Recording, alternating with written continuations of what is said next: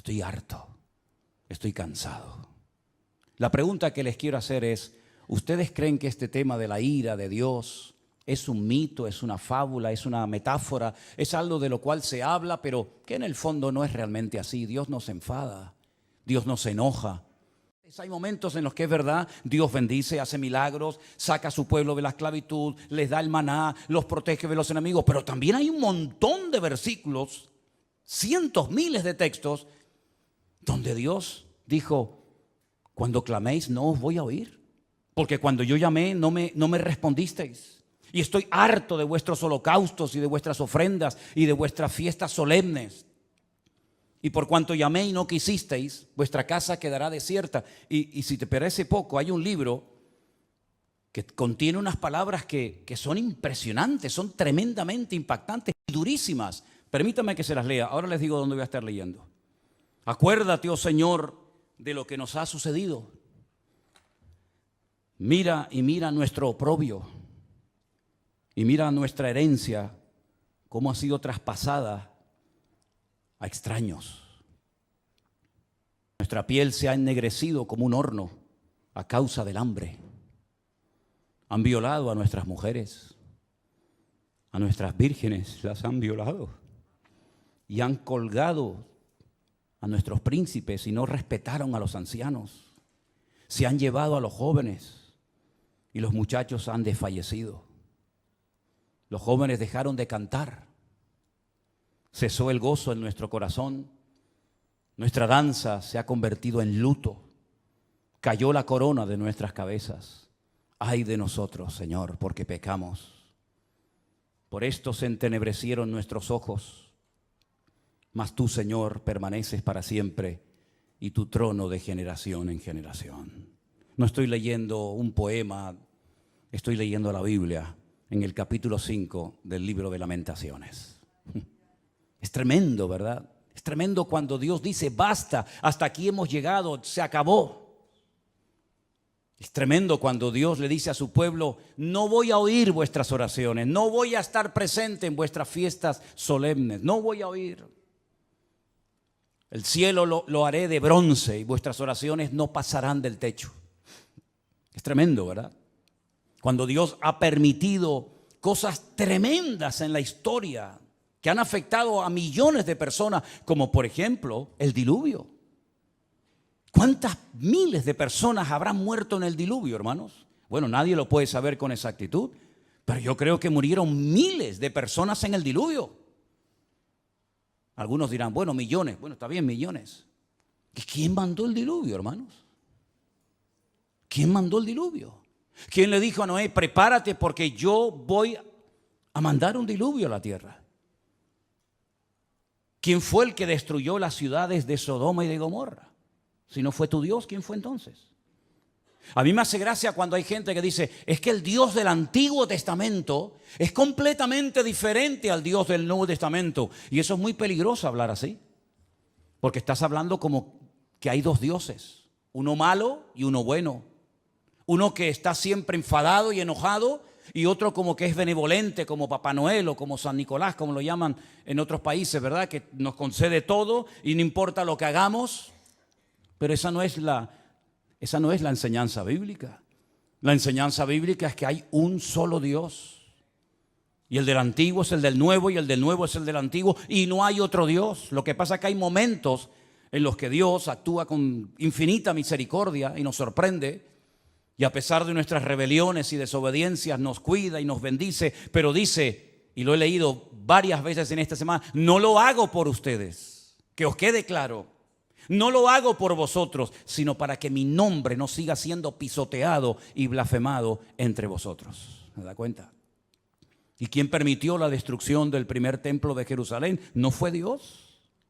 ¿Quién le dio autoridad a Nabucodonosor para que quemara el templo y se llevara los tesoros a Babilonia y rompiera la ciudad de Jerusalén y durante 70 años no pudieran volver a su tierra? ¿Quién fue? ¿No fue Dios? ¿Y quién fue el que permitió la destrucción del segundo templo de Jerusalén, donde se cree que murieron 1 millón de judíos en la destrucción de la ciudad de Jerusalén? Y todas las matanzas y todas las guerras y todos los ríos y ríos de sangre que se podía haber evitado a lo largo de la historia. ¿Y quién fue el que permitió la Shoah? La Segunda Guerra Mundial. ¿Quién permitió todo aquello? Claro, hay predicadores que se han especializado en mensajes que motivan a la gente, ¿no? En mensajes de aliento, de ánimo. Hay tantos profetas y tantos pseudoapóstoles que cuando uno habla de la ira de Dios, del enojo, del enfado de Dios, como que se les mueve el piso porque dicen, no, yo no estoy de acuerdo con eso. Vuelvo a repetirles, yo no estoy en este lugar para que ustedes me aplaudan o me sigan o me admiren. Yo no estoy en este lugar para tener cada vez más audiencia y que la gente diga en los comentarios, estoy de acuerdo con usted, pastor, estoy de acuerdo. Y aunque estuvierais en contra, me da exactamente igual porque voy a seguir predicando lo que Dios dice en su palabra, independientemente de la reacción de la gente. En esta semana me han llamado miembro de Hamas, me han llamado nazi. En esta semana me han llamado de todo, porque no están de acuerdo con el mensaje sobre todo que di el domingo pasado y con la reflexión que di esta semana sobre estos acontecimientos. Pero yo quiero que una vez más vayamos a la palabra de Dios para que veamos que a veces la historia se vuelve a repetir. Claro, son otras personas, son otros nombres, otros momentos de la historia, pero se vuelven a repetir los mismos errores, pecados y defectos que otros cometieron. Vamos a comenzar a leer en Segunda de Crónicas, el capítulo 14. Y vamos a ver cómo Dios aguanta y soporta y tiene infinita misericordia, pero hay momentos en los que Dios tiene que hablar y actuar e intervenir en la historia. En el capítulo 14 de Segunda de Crónicas se relata la historia de un rey del sur de Judá llamado Asa. Era el hijo de un rey llamado Abías. Este rey, dice en Segunda de Crónicas capítulo 14, versículo 1, después Abías durmió con sus padres y fue sepultado en la ciudad de David. Y reinó en su lugar su hijo Asa, en cuyos días tuvo sosiego el país por 10 años. Así parece ser que durante 10 años estuvieron tranquilos, no pasó nada. Hizo Asa lo bueno y lo recto ante los ojos del Señor su Dios, porque quitó los altares de culto extraño y los lugares altos, quebró las imágenes y destruyó los símbolos de Acera. Y mandó a Judá que buscase al Señor, el Dios de sus padres, y pusiese por obra la ley y sus mandamientos. Quitó asimismo de todas las ciudades de Judá los lugares altos y las imágenes, y estuvo el reino en paz bajo su reinado. Edificó ciudades fortificadas en Judá, por cuanto había paz en la tierra y no había guerra contra él en aquellos tiempos, porque el Señor le había dado paz. Dijo por tanto a Judá, edifiquemos estas ciudades y cerquémoslas de muros con torres, puertas y barras, ya que la tierra es nuestra, porque hemos buscado al Señor nuestro Dios, le hemos buscado y Él nos ha dado paz por todas partes. Edificaron pues y fueron prosperados. Si se terminara la historia de Asa con este versículo, podríamos decir que Asa fue un buen rey, porque dice la Biblia que hizo lo bueno ante los ojos de Dios. Pero ¿dónde se prueba la fe verdadera de un creyente? ¿En la paz, en la calma, en la quietud, en la prosperidad? No, ahí todo, mientras todo va bien, todo el mundo funciona y todo el mundo está contento. Dice que él era bueno delante de Dios y comenzó a hacer una serie de reformas y comenzó a fortificar ciudades y comenzó a hacer obras muy interesantes, muy buenas, necesarias también, pero porque había paz, no había guerra en el país. Pero llegó el momento que las cosas cambiaron. Y tuvo también Asa ejército con escudos y lanzas. Tuvo de Judá 300,000. Es curioso, ¿no? El mismo número de reservistas que Israel ha movilizado en estos días, 300,000. Y de Benjamín 280,000, es decir, tenía 580,000 soldados entre su tribu y la tribu de Benjamín. que traían escudo y entensaban arcos, todos hombres diestros. Versículo 9. Salió contra ellos Zera, etíope, con un ejército de 1.000.000 de hombres. 1.000.000 de hombres. Y además tenían 300 carros y vino hasta Maresa. Entonces salió Asa contra él, ordenaron la batalla en el valle de Cefata junto a Maresa, y clamó Asa al Señor su Dios y dijo, escuchen la oración: oh Señor, para ti no hay diferencia alguna en dar ayuda al poderoso o al que no tiene fuerzas.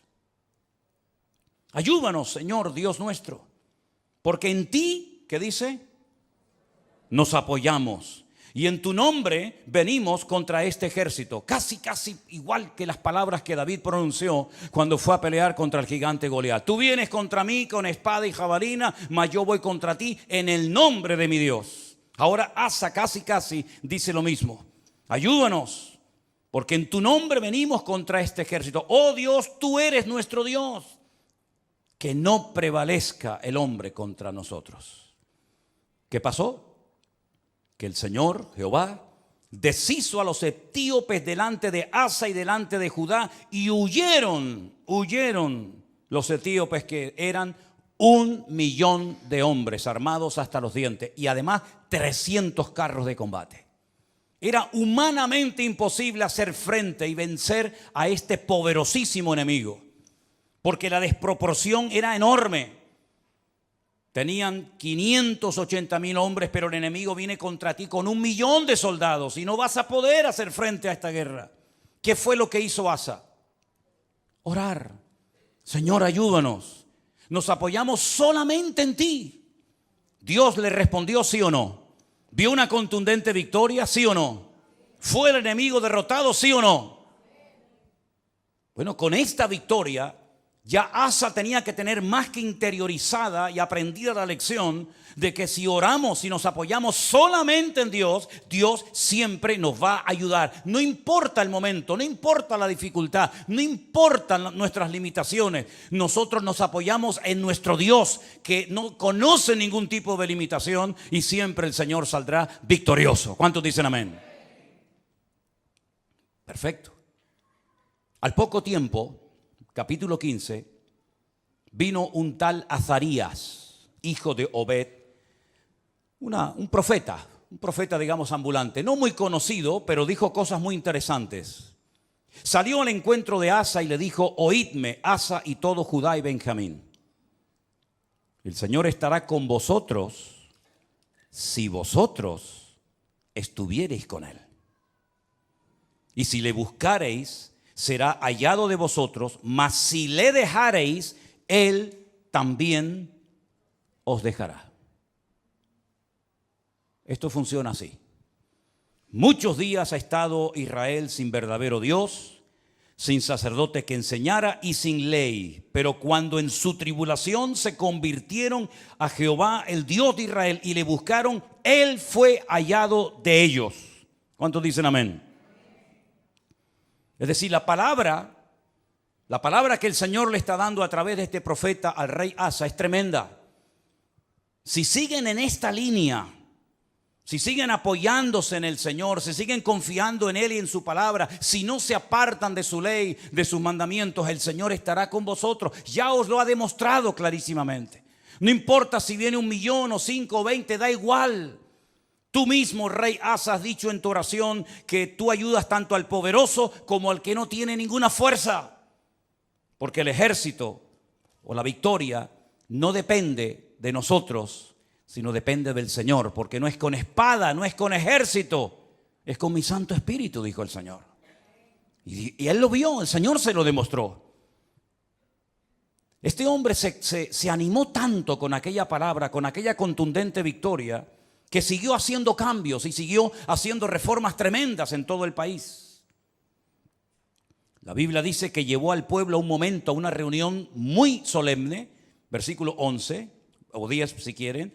Dice que se reunieron en Jerusalén en el mes tercero del año 15 del reinado de Asa, y en aquel mismo día sacrificaron para el Señor del botín que habían traído escuche esto, 700 bueyes y 7,000 ovejas. Aquello tenía que ser un río de sangre terrible. Sacrificar 700 bueyes y 7,000 ovejas, aquello tuvo que ser algo impresionante. Pero a él no le importaba darle todos estos sacrificios al Señor, porque él estaba contento, él estaba agradecido, porque él había visto la mano de Dios poderosa. Y además dice que prometieron, versículo 12, solemnemente que buscarían a Jehová, el Dios de sus padres, de todo su corazón y con toda su alma. Lo juraron delante de Dios. Se tomaron en serio este juramento. Y cualquiera que no buscase al Señor, el Dios de Israel, que muriera, fuera grande o pequeño, hombre o mujer. Juraron al Señor con gran voz y júbilo, al son de trompetas y bocinas. Y todos los de Judá se alegraron en este juramento, porque de todo corazón lo juraban y toda su voluntad lo buscaban, y fue hallado de ellos, porque el Señor les dio paz por todas partes. ¿Cuántos dicen amén? Va bien la historia, ¿no? Va bien, vamos bien, vamos bien. El hombre está siendo bendecido, el hombre está siendo usado, Dios está dando paz, Dios está respondiendo a su oración, el enemigo está siendo derrotado y humillado. Vamos bien, gloria a Dios, gloria a Dios. Hace una cosa muy interesante. Estaba el hombre tan entusiasmado y tan contento con su Dios que hasta a su propia madre la puso en su sitio. Miren lo que le dice a su madre, o lo que hace con su madre en el verso 16. Aún a Maaca, la madre del rey Asa, cuidado, no era una cualquiera, era su propia madre, la depuso de su dignidad, porque había hecho una imagen de acera, y Asa destruyó la imagen y la desmenuzó y la quemó junto al torrente del Cedrón. A su propia madre le dijo: no voy a permitir, por muy madre que seas de mí, que tengamos entre nosotros una imagen de esta acera. La destruyó, la desmenuzó y le prendió fuego en el torrente de Cedrón. Ese torrente, ese barranco que hay entre el monte Moriah del templo y el monte de los olivos. Le prendió fuego. Y en el versículo 18 dice que trajo a la casa de Dios, al templo, todo lo que su padre había dedicado y lo que él había consagrado. Y dice: plata, oros, utensilios. Llevó un montón de cosas. La generosidad brotó en su corazón. Y dijo: voy a llevar a la casa de Dios, al templo, oro y plata y utensilios de todo tipo. Tremendo. Si terminara, repito, la historia del rey Asa con este capítulo, podríamos marcharnos a casa diciendo: gloria a Dios, por fin nos encontramos un buen rey. Porque lamentablemente no todos fueron buenos, hubieron algunos que fueron terribles. Pero este por lo menos fue bueno. Pero es que la historia continúa. La historia nos lleva al capítulo 16, donde dice que en el año 36 de su reinado, tuvo mucho tiempo como rey, subió Baasa, el rey de Israel, el que estaba en el norte. Ya el país se había dividido. Recuerden esto, hermanos. Estaba Judá al sur con la tribu de Benjamín, y las 10 tribus al norte adoptaron el nombre de Israel. Y entonces el rey de Israel, en este caso se llamaba Baasa, va contra él, fortifica la ciudad de Ramá para no dejar salir ni entrar a ninguno. ¿Y qué es lo que hace Asa? Se supone que tenía que hacer exactamente lo mismo que ya había hecho y que le había dado tan buenos resultados, ¿sí o no? Orar, clamar al Señor, apoyarse en el Señor y poner en práctica el juramento que habían hecho. Nos apoyaremos en ti, confiaremos en ti. Lamentablemente no hizo eso, no lo hizo. ¿Qué es lo que hace? Sacó Asa la plata y el oro de los tesoros de la casa de Dios. Es decir, ayer los entregué al Señor, hoy los vuelvo a tomar. Ayer los consagro para uso exclusivo del templo y ahora tomo todo eso que no es mío. Son parte de los tesoros de la casa de Dios, y lo que hace es que se los envió a un tal Ben-Hadad, rey de Siria, que estaba en Damasco. ¿Y este qué pinta aquí? ¿Quién es este rey de Siria, este tal Ben-Hadad? ¿Qué pinta este hombre en todo esto? Bueno, le dijo: hay alianza entre tú y yo como la hubo entre tu padre y mi padre. He aquí yo te he enviado plata y oro para que vengas y deshagas la alianza que tienes con Baasa, el rey de Israel, a fin de que se retire de mí. Consintió Ben-Hadad con el rey Asa y envió los capitanes de su ejército contra las ciudades de Israel y conquistaron Gijón, Dan, Abel-Maín, las ciudades de aprovisionamiento de Neftalí. Y oyendo esto, Baasa cesó de edificar a Ramá y abandonó su obra.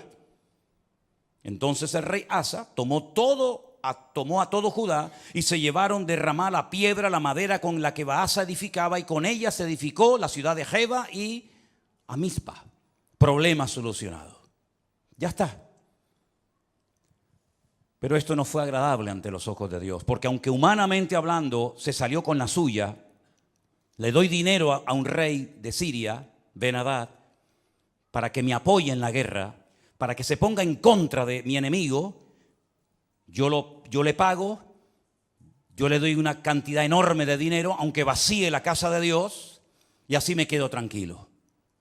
Pero es que resulta que en aquel tiempo a los profetas, y lo dicen otros textos de la Biblia, se les llamaba videntes, porque eran los que veían, los que leían las circunstancias, los que interpretaban el mundo espiritual. Por eso se les llamaba por un tiempo a los profetas videntes, porque veían más allá de lo natural. Porque lo natural, como he dicho muchas veces, es un reflejo de lo espiritual. Y ahora viene este vidente, este profeta, y le dice al rey Asa: por cuanto te has apoyado en el rey de Siria y no te apoyaste en el Señor tu Dios, por eso el ejército del rey de Siria se escapó de tus manos. Los etíopes y los libios no eran un ejército numerosísimo con carros y mucha gente de a caballo. Le recuerda el pasado, le recuerda la historia, lo que Dios hizo por él. Con todo, porque te apoyaste en Jehová, Él los entregó en tus manos. Porque los ojos del Señor contemplan toda la tierra para mostrar su poder a favor de los que tienen corazón perfecto para con Él. Y ahora le dice: locamente has hecho esto. Locamente has hecho esto. Porque de aquí en adelante habrá guerra contra ti. Has abierto una brecha, has abierto una puerta en el mundo espiritual, y a partir de hoy tu vida va a cambiar radicalmente, pero para mal, no para mejor. ¿Qué hubiera hecho usted, hermano y hermana, o yo, si nos viene un profeta como este, Hanani, y nos amonesta y nos dice esta palabra? ¿Qué hubiéramos hecho?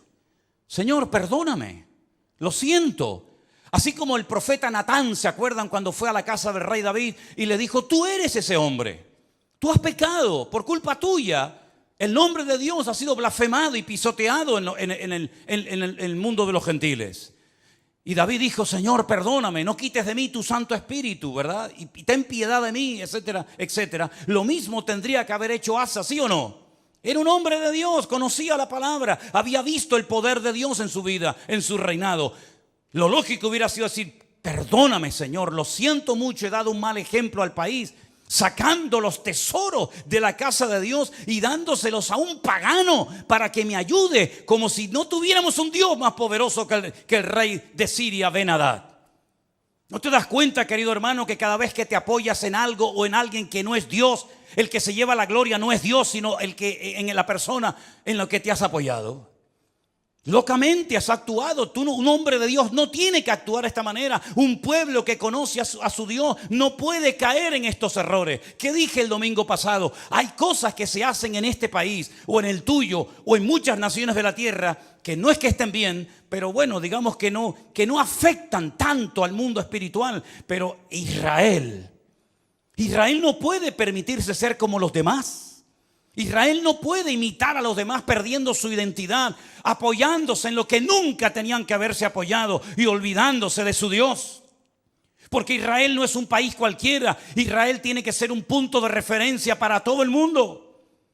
Tiene que ser una luz entre las naciones, que ese fue el propósito por el cual, o uno de los propósitos por el cual Dios los llamó.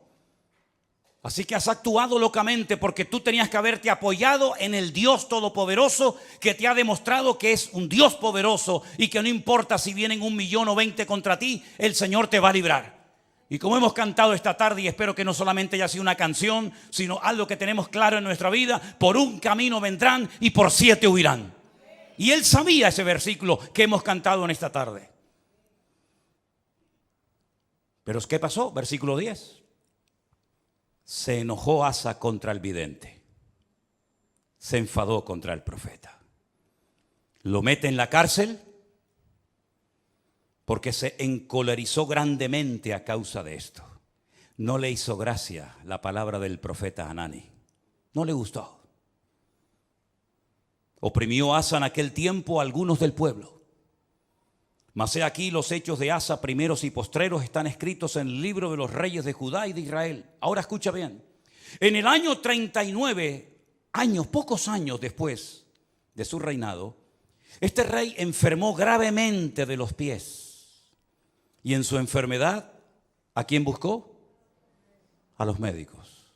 Como diciendo, ni en mi enfermedad me voy a humillar delante de Dios. No está mal ir a los médicos, ni mucho menos. El Señor dice en su palabra, yo envío sanidad y medicina a mi pueblo. Pero la actitud de Asa es de soberbio, es de arrogante, es decir, estoy enfermo, si clamara al Señor, Dios me podría sanar, pero no lo voy a hacer, porque no quiero saber nada de ese Dios. Y dice que en su enfermedad buscó a los médicos en vez de a Dios. Al final, murió. En el año 41 de su reinado, lo sepultaron en los sepulcros que él había hecho para sí en la ciudad de David. Lo sepultaron en un ataúd y le llenaron de perfumes y de diversas especies aromáticas preparadas por expertos perfumistas e hicieron un gran fuego en su honor. Perfumes para el muerto. Y ahí se acaba la vida y el reinado de Asa. ¿Qué les parece? ¿Qué les parece? Bueno, esto al fin y al cabo es una historia del pasado, de la cual podemos extraer ciertas y determinadas aplicaciones y lecciones para nuestra vida. Pero ¿saben qué? El hombre no aprende. El hombre no aprende. Sigue cometiendo los mismos errores, los mismos pecados, y en vez de apoyarse solamente en Dios, que los ha librado tantas veces de ser destruidos y tragados por sus enemigos, vuelven a apoyarse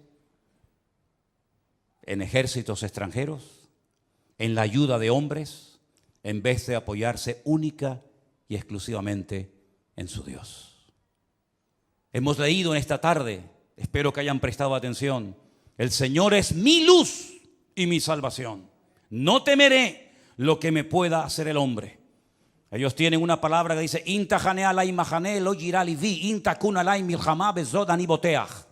aunque un ejército acampe contra mí, no temerá mi corazón.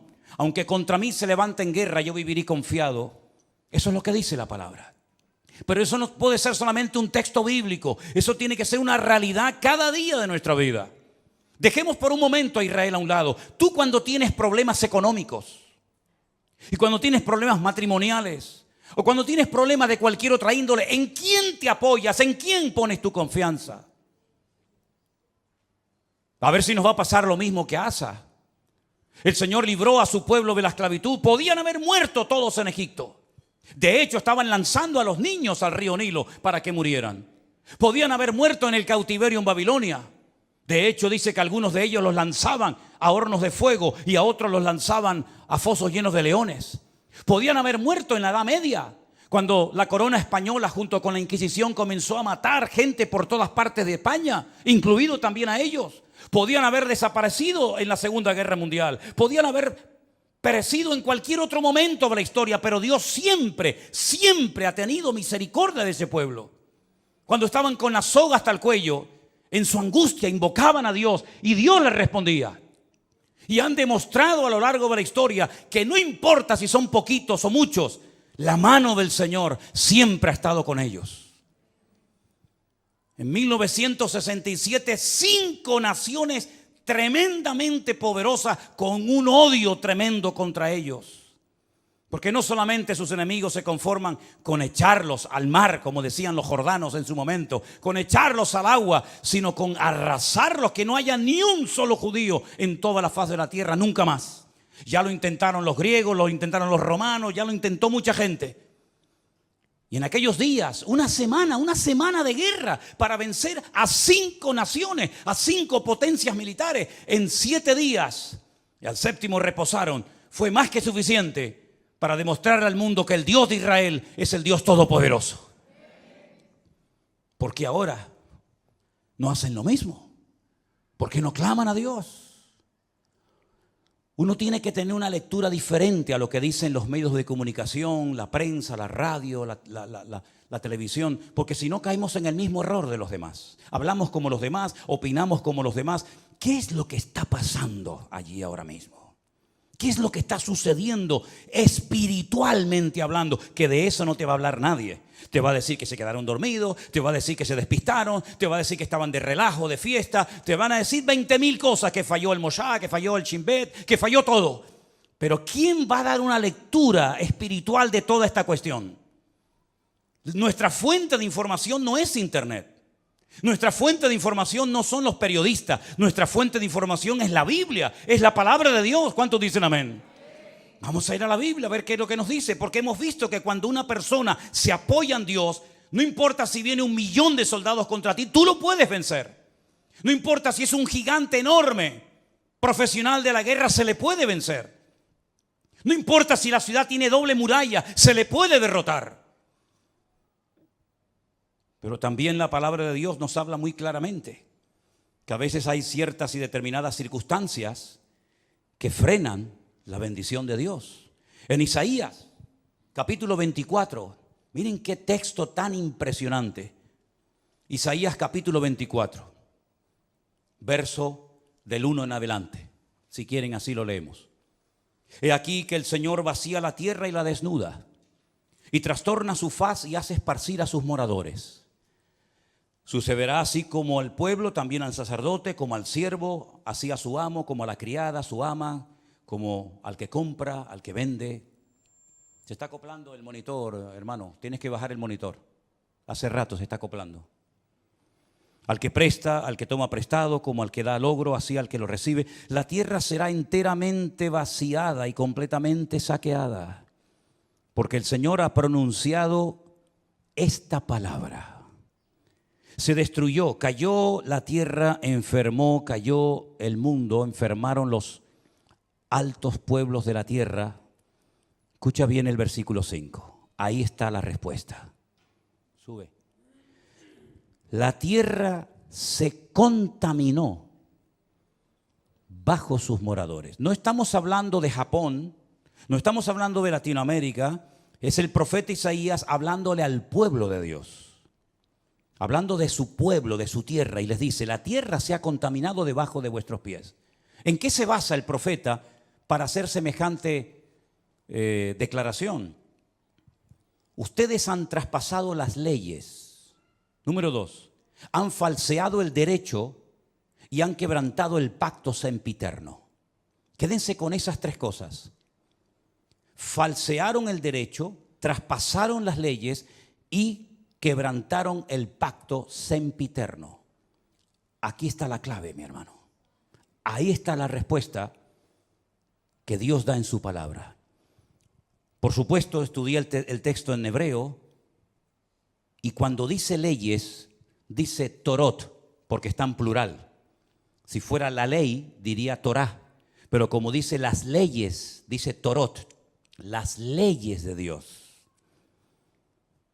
Las habéis traspasado, las habéis quebrantado. Falsearon el derecho, hok.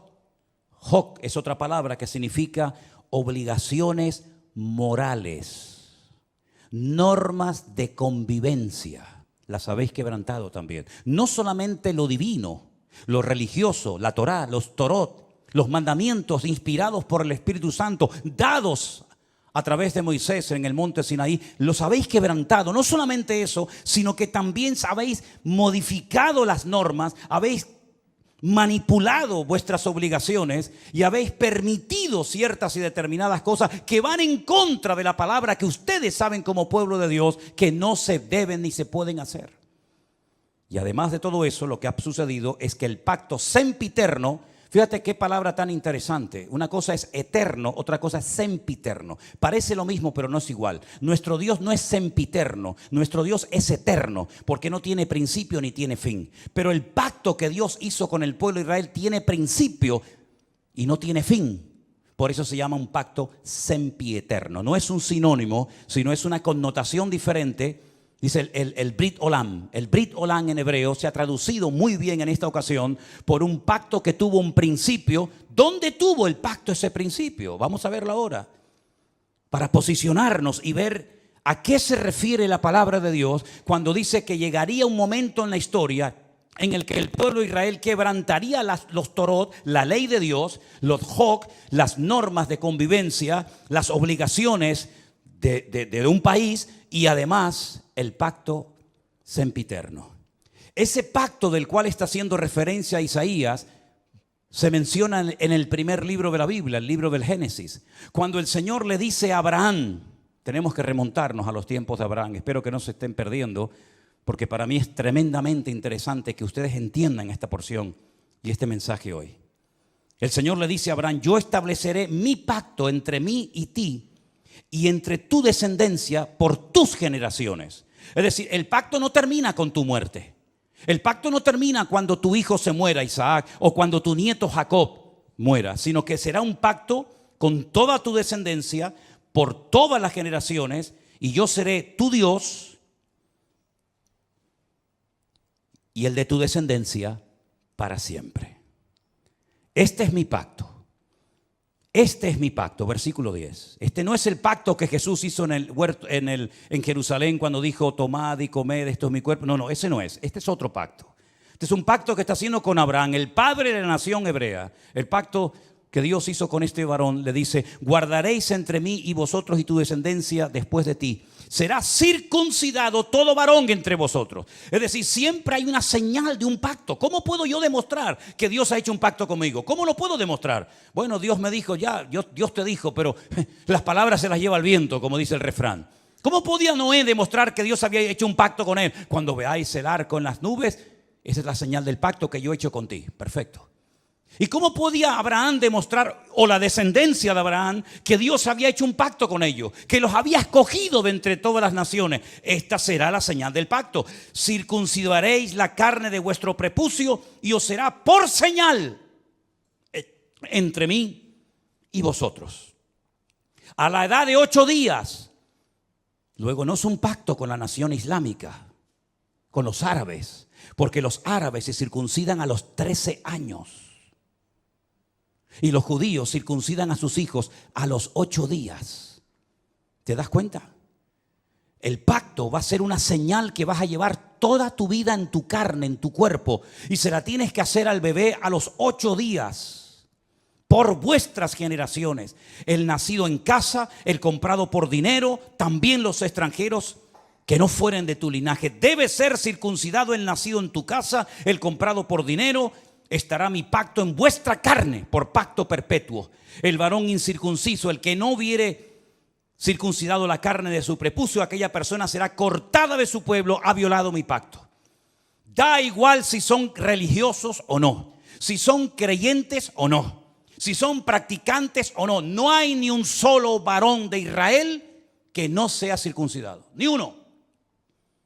No van a la sinagoga, no leen la Torá, no practican los mitzvot, no se ponen los tefilín, no hacen ningún tipo de manifestación religiosa, pero a nadie se le ocurriría tener un hijo y no circuncidarlo. Eso no se negocia. Aunque te hayas casado con una chica no judía, jamás por amor a tu mujer no judía vas a decir, bueno, al niño no lo circuncidamos. No, lo han hecho en todas partes, en Egipto. En la Segunda Guerra Mundial lo hacían, a escondidas lo hacían. Por la prohibición que los reyes católicos pusieron de que no se podía seguir circuncidando. Es la señal del pacto. Todos los hombres en Israel están circuncidados. Llevan en su carne la señal de que están bajo un pacto. Lo entiendan o no, ustedes se han metido debajo de un pacto. ¿Cómo se llama Israel? ¿Cómo se llama ese país? Israel, no.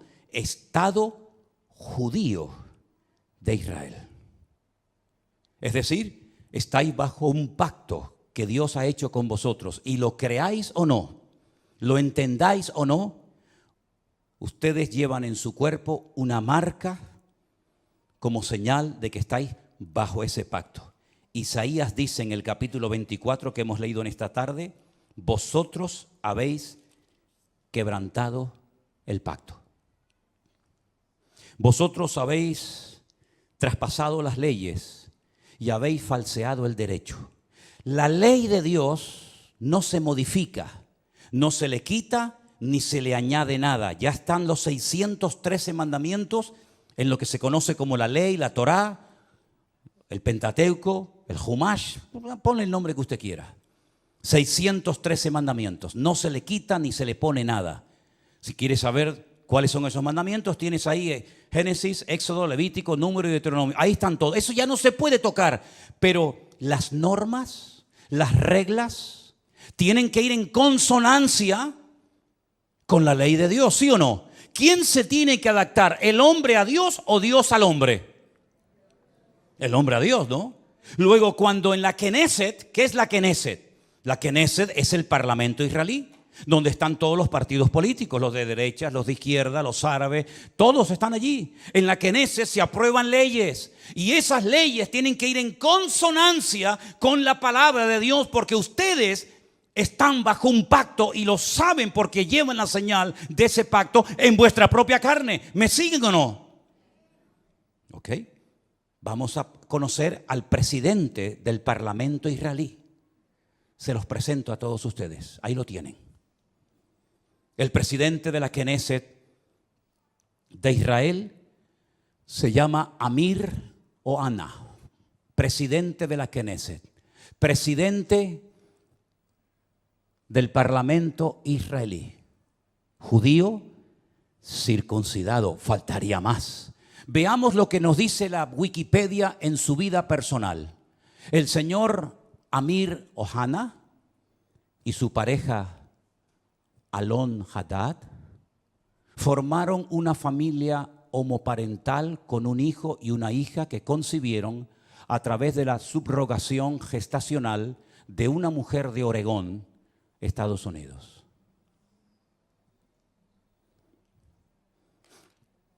Sin comentarios. Gracias. Presidente del parlamento israelí. Vosotros habéis traspasado mis leyes, habéis pervertido el derecho y habéis quebrantado mi pacto. Alguien dijo, no es una frase mía, cuando nos distanciamos de Dios y de su palabra, ponemos nuestra vida en peligro. ¿No les parece a ustedes? Pero la palabra de Dios dice, sin santidad nadie verá al Señor. Llámese Israel, llámese sudamericano, llámese latino, llámese como se llama. Sin santidad nadie verá al Señor. No es un título, una nacionalidad, un pasaporte lo que nos salva, sino el apoyarnos única y exclusivamente en Dios y en su palabra. Pero ahora resulta que ya están tranquilos porque el tío Sam les ha dicho, yo estoy con ustedes. Antes se llamaba Ben Haddad, ¿se acuerdan? Ben Haddad. Ahora se llama señor Biden. Pero qué lástima que no haya un Ananí en Israel hoy por hoy. Porque si Juan el Bautista levantara la cabeza y entrara al parlamento israelí, bueno, ya entró en su época, ¿no? Cuando aquel rey llamado Herodes, ¿se acuerdan? ¿Se acuerdan el rey Herodes? Aquel títer, aquel monigote que ni era rey ni nada, pero lo habían nombrado los romanos, le habían dicho, tú vas a ser el rey de Israel. Qué valientes fueron los magos de Oriente, ¿se acuerdan? Cuando vienen seguramente en un viaje de días, de semanas o tal vez de meses y llegaron a Belén, al Herodión, donde vivía el rey Herodes y le dijeron, venimos a adorar al rey de los judíos porque su estrella hemos visto en el oriente. Y Herodes habrá dicho, el rey de los judíos soy yo. No. Tú eres un estrellado. Nosotros venimos a ver a aquel que es digno de recibir toda honra y toda gloria. Y dice que cuando llegaron, se postraron y lo adoraron, ofreciendo sus tesoros de oro, incienso y mirra. A ese rey perverso y terrible llamado Herodes, llegó un día Juan el Bautista, que algunos habrán dicho, cállate la boca, no digas nada. Te la está jugando. Y le dijo, no te es lícito haberle robado la mujer a tu hermano y llevártela a tu cama y acostarte con ella. No te es lícito, adúltero. ¿Qué le costó a Juan el Bautista esa declaración? La cabeza. El rey Herodes quiere hablar contigo. Jesús dijo, decidle a esa zorra. Y me dicen a mí que yo soy duro hablando. Decidle a esa zorra. Y no fue a verlo. Y cuando aquel soberbio, arrogante romano le dice, no me hablas, llevo una hora interrogándote, te puedo librar de la mano de tus verdugos y no me contestas, no sabe que tengo autoridad para librarte. Y es entonces cuando el Señor dice, tú no tendrías nada que hacer contra mí si mi Padre no te lo permite. Aquí no se mueve ni una sola hoja de un árbol sin permiso de nuestro Dios. Y no hay nada que ocurra en las naciones de la tierra, y menos en esa tierra santa para Dios, donde Él es el dueño de la tierra, que no lo permita el Señor. ¿Se dan cuenta cómo tenemos que clamar por misericordia más que nunca, mis queridos hermanos? Con semejantes personajes, con semejante panorama, que Dios tenga misericordia de nosotros. Miren esta fotografía. Miren esta fotografía. Estamos en la ciudad de Tel Aviv. Un montón de gente. Sería muy bueno que la ampliaras. Sí, yo sé que se va a perder mucho de lo que dice, pero ahí hay una reunión de oración. Fueron a orar. Y judíos, por temor a que en otras naciones no les dejaran en público hacer una reunión de oración, viajaron expresamente en esos días de Yom Kippur a Israel, porque todos los años se hace en una plaza pública en Israel, se hace un acto de oración, de perdón. Y entonces estos judíos, algunos mayores, otros jóvenes, familias enteras, viajaron a Israel para poder participar en público en las calles de la ciudad de Tel Aviv de una reunión de oración. Y mire lo que dice en la parte de abajo. Las personas que se mudaron a Israel sintieron miedo en el único lugar donde no esperaban sentirse amenazados por su judaísmo. ¿Quién impidió esa reunión de oración? ¿Jamás? ¿Hezbollah? Los de la banderita de colores y toda la tropa que les acompaña interrumpieron una reunión de oración. ¿A quién molestaban? ¿A quién le podía hacer daño que un montón de gente allí oraran a Dios pidiendo por la nación? ¿Qué problema, qué daño puede hacer eso? En esa plaza, unos días más tarde, en esa misma plaza, ponemos la siguiente fotografía, por favor. La gente se reúne y enciende velas para recordar a las víctimas de Israel. ¿Casualidad? Díganme lo que quieran. Díganme lo que quieran. Pero en esa plaza, una semana atrás, los echaron prácticamente a patadas para que no oraran por Israel. Y una semana más tarde, en esa misma plaza, tuvieron que ir a poner velas a recordar lamentablemente, en ese acto de salvajismo terrible que hemos visto, a las víctimas que murieron. ¿Qué les parece, hermanos? ¿Qué les parece? Empecé este mensaje haciéndoles una pregunta. ¿Ustedes creen en la ira de Dios? ¿Ustedes creen que Dios se enfada, que podemos hacer lo que nos da la gana y no pasa nada? Sigan jugando con Dios, sigan. Tarde o temprano te darás cuenta que con Dios no se puede jugar. Es mejor decir no soy nada a decir soy judío, soy cristiano, soy evangélico, soy creyente y vivir peor que la gente del mundo. Yo decía hasta hace unos días, ya no lo voy a volver a decir más porque sería un insulto, ¿no? Yo decía que esta gente que entró hizo esas cosas terribles que no tienen ni nombre, y lógicamente no vamos a poner ninguna escena de esas, se portaron como animales, y me equivoqué. Los animales no se comportan así. Alguien dijo recientemente, si los seres humanos todos tuviéramos corazón de perro, no habría guerras en el mundo. Porque dicho sea de paso, la palabra perro en hebreo es kolev. Kelev. Kol-lev. Todo corazón. Kol, todo, lev, corazón. El perro se llama en hebreo todo corazón. ¿Cuánto echo de menos a mi perro? ¿Cuánto echo de menos a Trotsky? ¿Cuánto lo echo de menos? Los viajes que he hecho con él, los días que he viajado solo por ahí, durmiendo en cantidad de lugares y siempre a mi lado, siempre ahí, ¿verdad? Ustedes saben que era mi sombra. Cuando vivíamos enfrente de la iglesia, saltaba el muro, aunque tenía ya las patitas con problema y con dolor, saltaba y se metía aquí en la iglesia y aquí se quedaba quietito, ¿verdad?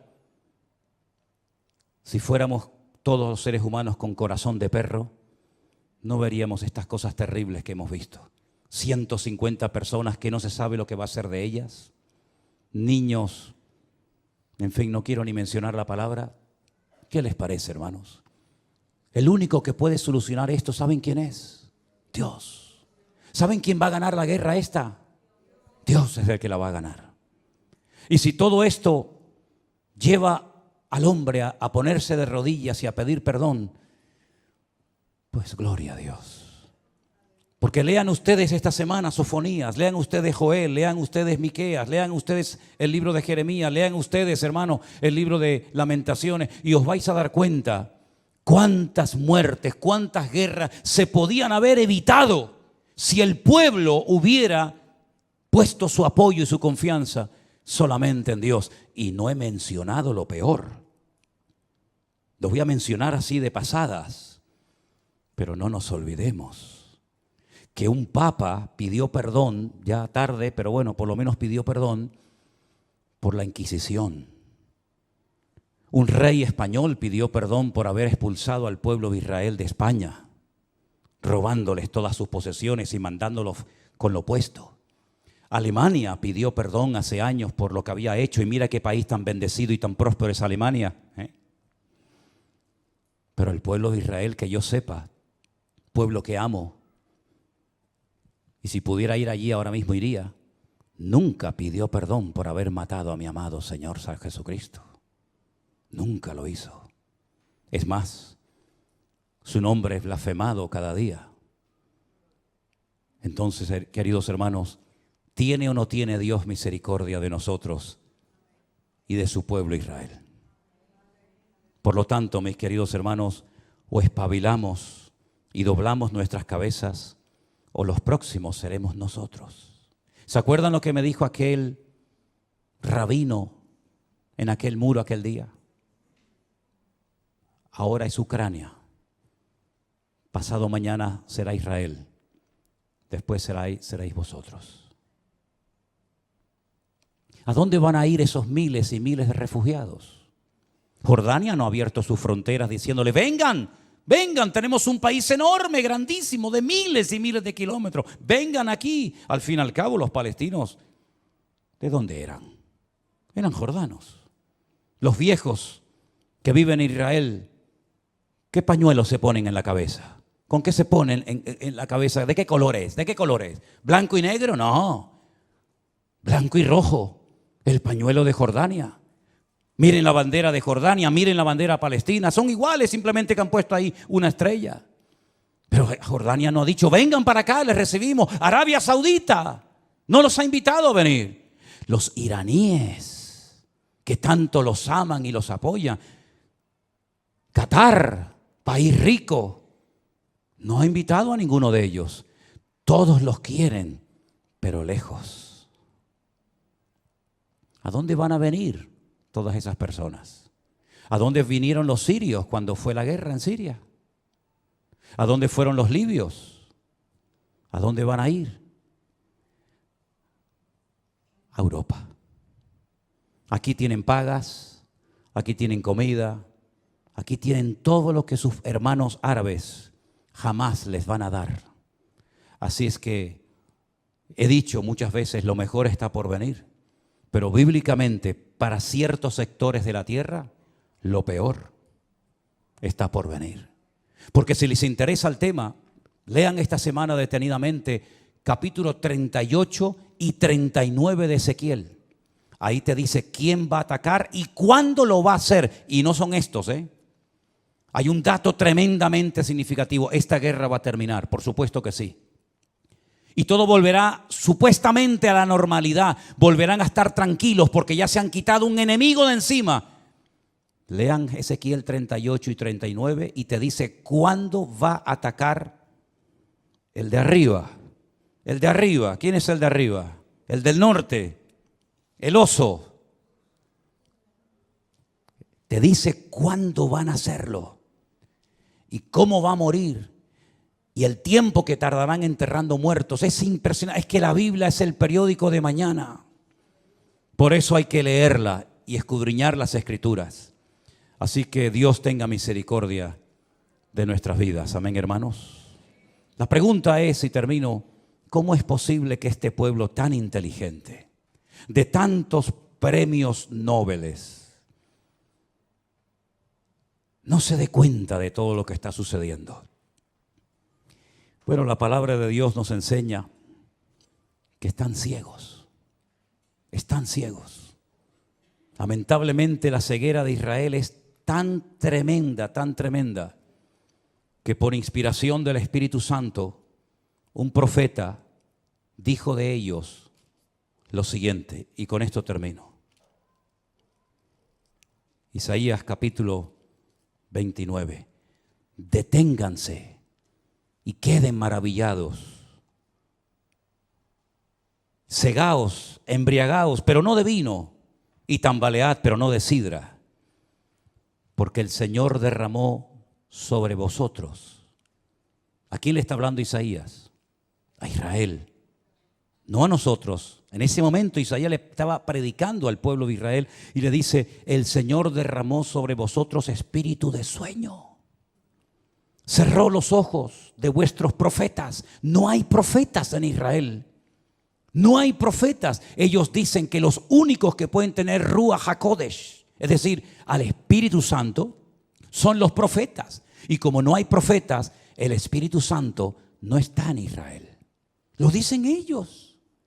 Dice, cerró los ojos de vuestros profetas y puso velos sobre las cabezas de vuestros videntes. No dice Pablo que tienen un velo, que cuando leen no entienden porque tienen un velo y hasta que no se conviertan a Cristo, el velo no les será quitado. ¿No dice eso la Biblia? Toda visión os será como palabra de libro sellado, el cual si dijeren al que sabe leer y le dijeren, lee ahora esto, él dirá, no puedo porque está sellado. Y si le dijere, si se le diere el libro al que no sabe leer, diciéndole, lee ahora esto, dice, no sé leer. Dice el Señor, escuchen bien esto. Esto es una sentencia tremenda. Este pueblo se acerca a mí con su boca y con sus labios me honra, pero su corazón está lejos de mí. No te enfades conmigo, querido.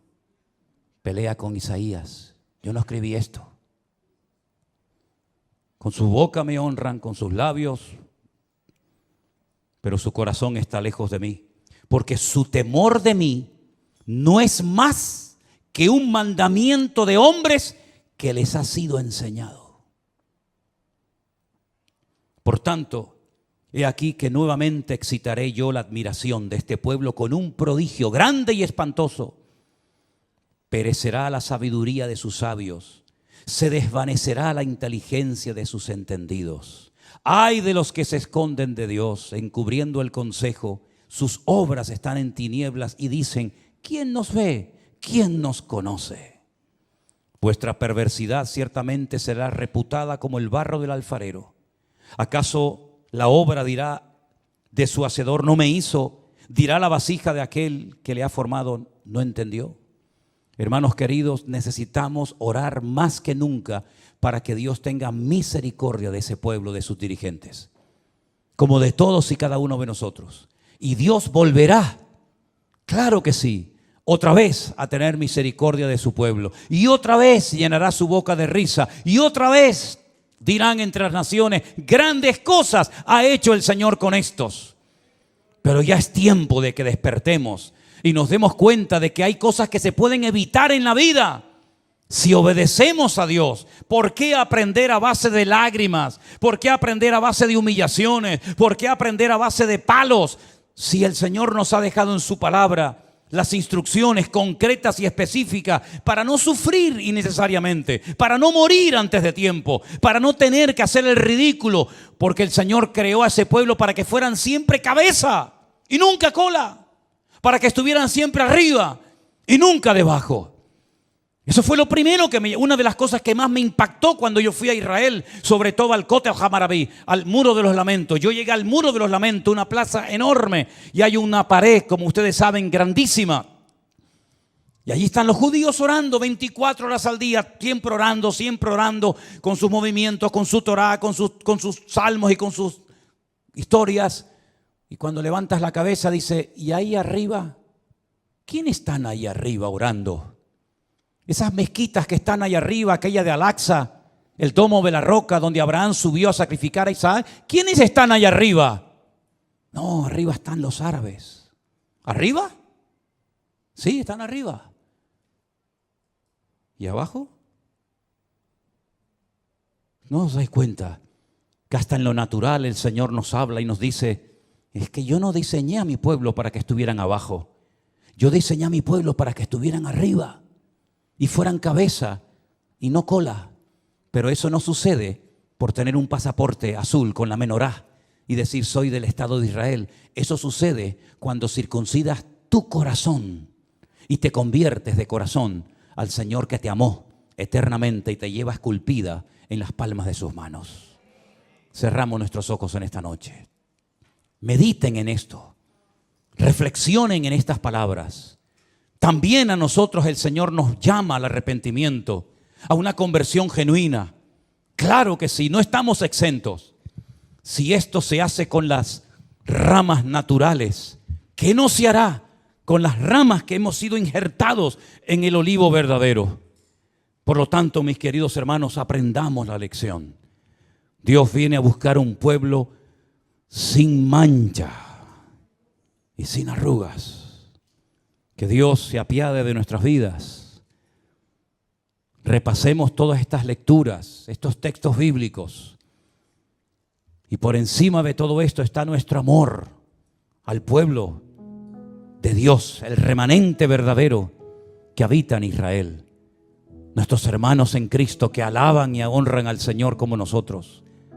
Los que se guardan del pecado, de las contaminaciones de la carne, los que van contra corriente, aunque sean criticados, aunque sean perseguidos, aunque sean objeto de burla, pero allí están.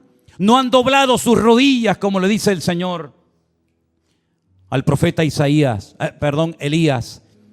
Hay 7,000 varones que no han doblado sus rodillas ante Baal.